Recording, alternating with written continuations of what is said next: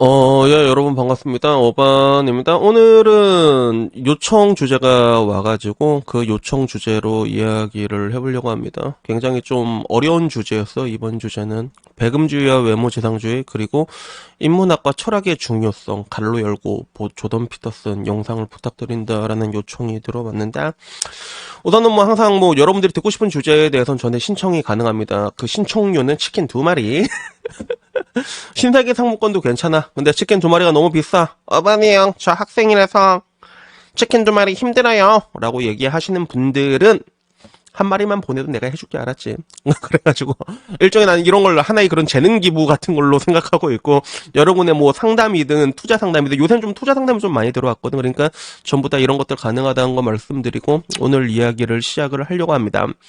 그러자 우선 이게 굉장히 어려운 주제였어요. 왜냐하면 인문학과 철학의 중요성을 얘기하기에 저의 그런 인문학적 소양이 굉장히 후달리기 때문에 부끄러우면 저는 책을 그렇게 많이 읽지가 않거든요. 근데 배금주의와 외모지상주의 너무 이게 좀 주제가 또 다양해. 하나하나 얘기하자면 다 깊게 팔 수 있는 건데, 근데 이런 것들을 다 엮기보다는 오늘은 인문학과 철학의 중요성, 여기에 포커싱을 맞추고, 그리고 현대사회에 왜 이렇게 병신이 많을까, 이것도 결국에는 인문학과 연결되는 부분이 있거든. 그래서 그런 생각이 들어가지고 여기에 대한 이야기를 하려고 해. 그래서 그 전에 뭐 짤막하게 배금주의와 외모지상주의에 대해서 짚고 넘어가자면, 나는 이 배금주의와 외모지상주의를 정말로 잘 표현한 짤방이 과즙세연과 방시혁의 짤이라고 생각하거든. 거기 보면 배금주의와 외모지상주의가 다 들어가 있단 말이야. 그래서 나로서는 근데 그게 좀 안타까웠던 건데, 근데 개인적으로는 나는 뭐 그래 뭐 돈 많은 남자가 이쁜 여자 만나는 게 뭐가 문제냐라고 생각하는 주의이긴 한데, 나는 근데 가장 마음이 아팠던 게 뭐였냐면, 방시혁이라는 사람이 조롱을 받는 게 난 많이 좀 이게 말이 좀 안 된다고 생각을 했어. 그 사람은 분명히, 그 사람은 훌륭함을 떠나서 내가 보기엔 위대한 사람이야, 방시혁이라는 사람은. 그리고 대한민국의 자남의 그런 랭크를 글로벌 스탠다드에 약간 다 올려준, BTS 전후로 그 국제결혼에서 한국 자남의 위상이 변했습니다, 여러분. 그래서 나로서는 굉장히 존경해야 되는 분이라고 난 생각을 하는데, 근데 그런 방시혁을 조롱하는 댓글을 인스타에서 진짜 많이 봤거든. 저 몸으로 2조로 살 거냐, 이런 글들을 되게 많이 봤어. 야, 이게 진짜 외모지상주의가, 야, 방시혁이, 야, 저렇게 위대한 업적을 세운 사람도 저런 뭔가 이제 몸뚱아리 하나 가지고 저렇게 조롱을 받을 수 있구나. 그래서 굉장히 외모지상주의가 대한민국에 되게 천박해져 있고, 그리고 자본주의도 굉장히 천박하게 들어와 있는데, 근데 결국에는 이런 것들이 왜 이렇게 됐을까라고 했을 때 내가 내린 결론은 이런 것들이 인문학과 연결이 돼 있다는 게 들었어. 그래서 제가 지금 대한민국이 병신이 된 이유에 대해서 항상 얘기할 때 공달형이 했던 말을 내가 들고 오잖아. 어른이 없어서 그렇다. 근데 이 어른이 없다는 얘기도 어떻게 보면 약간 비틀어서 보면, 대한민국이란 국가가 인문학이라는 것들을 좀 중요시하지 않고 등한시했기 때문에 우리는 천박한 것들을 빨기 시작했다, 이렇게 연관되는 부분이 있거든. 그래가지고 이 주제에 대해서 내가 어떻게 얘기하면 좋을까를 한 번 더 고민을 하게 됐고, 그리고 제가 라방에서 한번 물어봤어요, 사람들한테. 여러분, 인문학이 왜 중요하다 생각하죠? 그러니까 제일 많이 나왔던 말이 좀 형식적인 대답이더라고. 아바님, 인문학은 인간을 인간답게 만든다고요. 그래서 이 얘기가 나오는데, 근데 결국에는 요걸 보니까 나는 조금 더 이제 내 스타일대로 얘기하고 싶더라고. 그러면 인문학이 왜 중요하고, 인문학은 어떻게 인간을 더 인간답게 만드는가에 대해서 얘기를 하고 싶더라고. 그리고 이 이야기도 어떻게 보면 조던 피터슨이 내가 되게 좋아하는 이유가 뭐냐면, 쉽게 얘기해줘, 피터슨 교수님은. 그래서 제 나름대로 관점에서 좀 이렇게 얘기를 하고 싶었어. 그래서 저는 이렇게 쉽게 얘기하는 걸 되게 좋아하거든요. 그리고 글 같은 것도 쉽게 쓰는 사람을 좋아해요. 그래서 예전에 제가 마강수 교수를 되게 좋아했단 말이에요. 지금은 뭐 이제 돌아가셨죠, 고인이 되셨지만, 근데 그 마강수 교수님도 뭐라고 얘기했냐면, 한국의 그런 문학계에 있는 지적 허용, 글을 굉장히 꼬아서 쓰잖아. 한 번 읽으면 이해가 안 됩니다. 그런 것들에 대해서 이렇게 비판을 했는데, 저는 인생의 진리라는 건 굉장히 심플하다 생각하거든요. 그래서 모든 걸 좀 이렇게 쉽게 풀어서 얘기를 해주고 싶고, 그런 관점에서 피터son 교수님은 되게 쉽게 얘기를 한 것 같아. 야, 방 청소해라, 뭐 이런 거 있잖아. 야, 어깨 펴고 다녀라. 야, 구라치지 말고 진실만 얘기해라.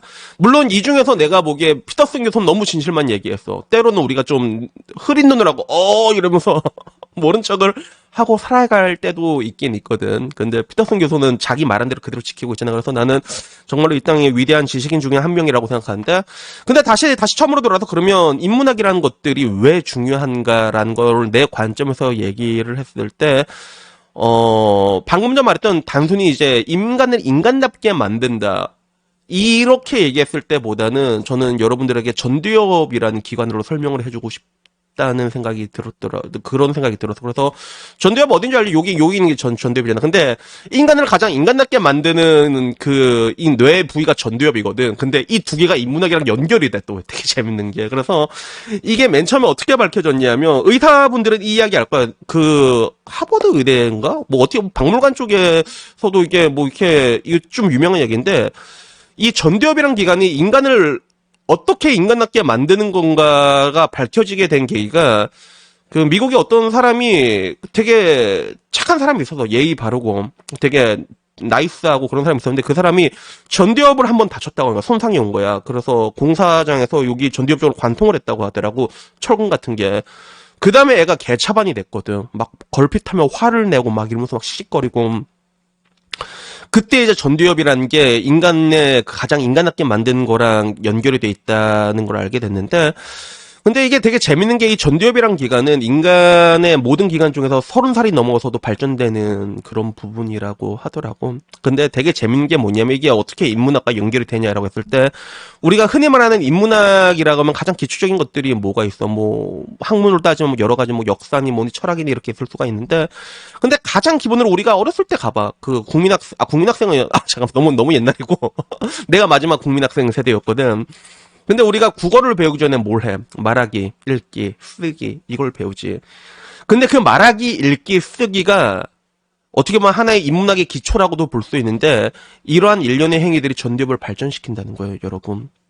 여러분들이 책을 읽고 생각에 잠기고 사색에 빠지고 그런 것들을 글로 쓰고 여러분의 생각을 정리를 하고, 그리고 그런 것들을 말로 하고, 이런 전체적인 과정이 전부 다 여러분들의 전두엽을 발전시키는 행위로 이어진다는 거죠. 그래서 나도 이걸 보고 좀 많이 깜짝 놀랐거든. 그래서 따지고 보면 나도 지금 이렇게 얘기하는 게 하나의 그런 전두엽을 발전시키는 행위라고 볼 수 있어. 그래서 내 유튜브를 계속 본 사람은 알겠지만, 제가 유튜브를 이제 6년 했잖아요. 9월 25일 되면 6년째 되는데, 나 유튜브 1년, 2년 될 때는 허구한대로 구독자랑 쌓았어. 이 발시작이야! 맨날 술만 먹으면. 그리고 사람이 술 먹으면 왜 또 바보가 되냐면, 전두엽 기능이 마비가 되거든요.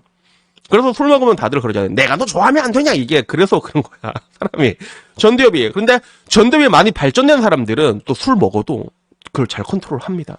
요게 딱 이게 전두엽이랑 연결이 되는 거지. 그래서 저는 이 인문학적 소양이라는 게 어떻게 보면 방금 말한 것처럼 진짜 인간을 인간답게 만드는 것과 연결이 된다고 그거는 부정할 수가 없는 사실이고 과학적 사실이거든. 근데 저는 항상 요게 또 강조하는 게, 또 여러분들의 그런 인생 철학이라는 걸 좀 많이 강조하잖아. 근데 우리가 단순히 인문학을 공부한 데서 그치는 게 아니라, 저는 이런 철학 같은 것들, 자신만의 철학을 좀 많이 강조를 하잖아. 이런 것들이 같이 선행이 돼야 된다고 생각하는 것 같아요. 단순히 뭔가를 읽고 공부하고 이런 것들도 중요하지만, 저는 여러분들의 철학, 여러분이 어떤 사람인지 아는 것들이 굉장히 중요하다 생각하거든요. 그래서 저도 뭐 쉽게 얘기하는 게, 뭐 나의 철학이라고 해봤자 뭐 그냥 쉽게 얘기하자. 열심히 살아라. 그러면 재밌다.